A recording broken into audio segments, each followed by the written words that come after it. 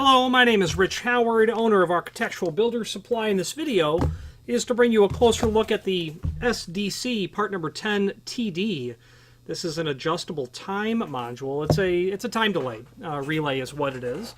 It is going to be used in all kinds of types of applications where clients will require, I'm just going to scooch over and grab a piece of hardware, all types of applications where they simply need a time delay before, the natural state of the system resumes.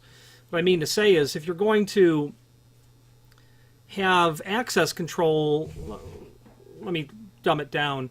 If you're going to have an electronic deadbolt on a door, and you're going to buzz people in, you can see them out of the narrow light. The receptionist can see through the door through the narrow light. Someone's there, time to be permitted in. I was just in a facility today that had this identical scenario, practically. The circuit is opened, allowing the door lock to unlock. The door would open. Client comes in. The door has a door closer and it closes. It would be awfully nice to have a delay on that action so that the door can get into the closed position prior to the lock rearming. That could be an electric deadbolt, where it's a fail-safe model where it's unlocked until it's re-energized. So you'd want a delay so that the lock isn't activated, client opens the door, and immediately the bolt wants to come out again, and it's going to prevent the door from locking. So let's say you put a 15 or 20 second delay on the relock, door gets closed, and then the lock is permitted to relock. This client, we're doing a really long old discontinued Locknetics 320, and the client has, it's a national park, the client has a 320, which I happen to have, magnetic bond sensor and a door status monitor, but the client had an ATC or an ARM, automatic relock, I think an ARM model. Well, we don't have any automatic relock models available. They're long discontinued. You need a time machine to find any of them. But we're able to salvage the scenario for the client because we can provide them the time delay that they need. This is a small little magnetic lock. I would think that door is going to open and give it time to close so that it's not energized, so that the door comes to the closed position and clank. When you've got 3, 6, 1,200 or more pounds of force, that the magnet, this is a tiny one, it's probably 300 pounds. But you don't want that clanking, okay? So that, there's other ways to accomplish it as well. You could have a door position switch that basically says, okay, door is closed, go ahead and refire, but it would be nice to be able to have a delay on that. So this is exactly what the 10 TD time delay looks like. It's going to be this here little gizmo.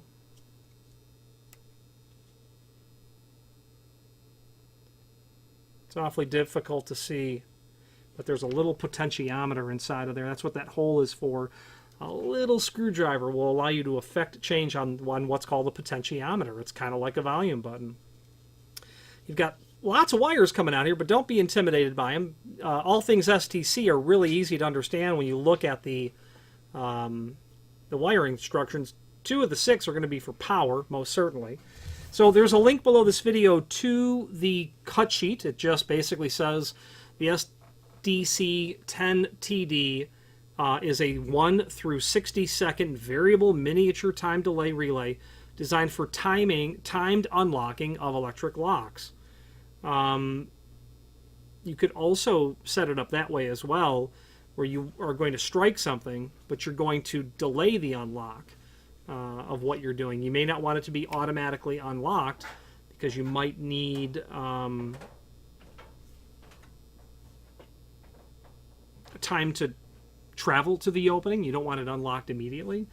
Whatever the case might be, if you need a delay on something, this is a relay, and it will provide that function for you. Now, there's a link also to the wiring diagram or the installation instructions, and you're going to see how simple now the rest of the wires are all brought about. Red and black, again, are power.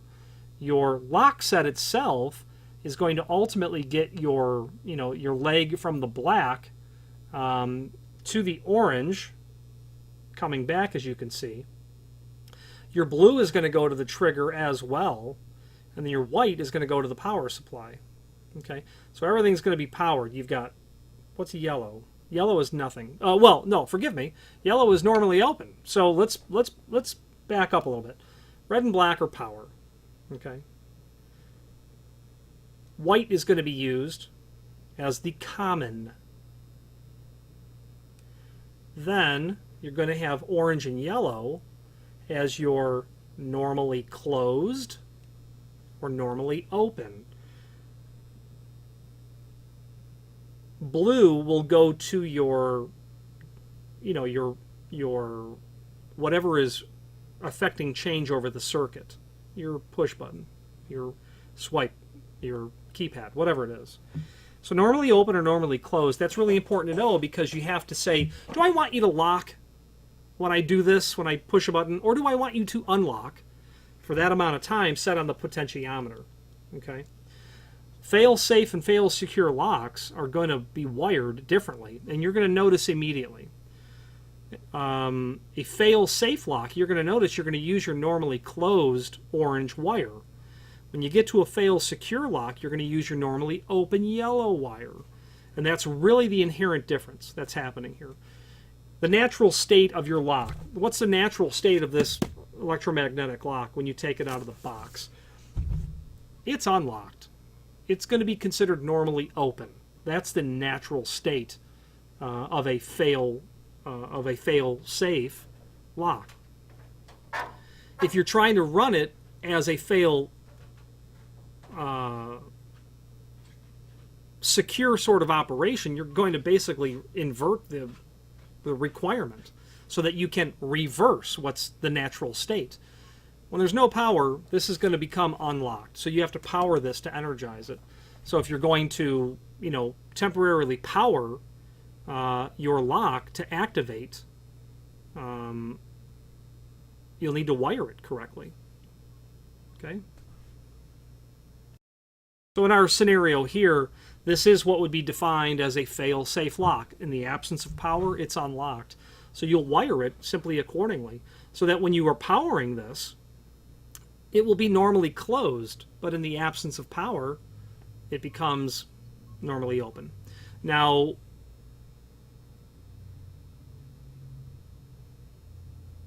in the scenario earlier with the client with the electric deadbolt and needing a time delay, at the very end of the day, they were mechanically bolting that door with an auxiliary lock because they needed to be able to keep the door in the locked position until authorized access was permitted, temporarily unlocking the door. Well, in the event of a power outage, you either have a power supply with lots of batteries, or you're going to do something else to make sure that the door is secured in the event of a power outage. So that client, it was an architect's office, but it was in a part of the city of Chicago where there was a lot of foot traffic, and they simply needed to deter just anyone who was walking in. Because the only purpose of you being there was an appointment. It was an architect's office. There's no function of walk-in business that's occurring.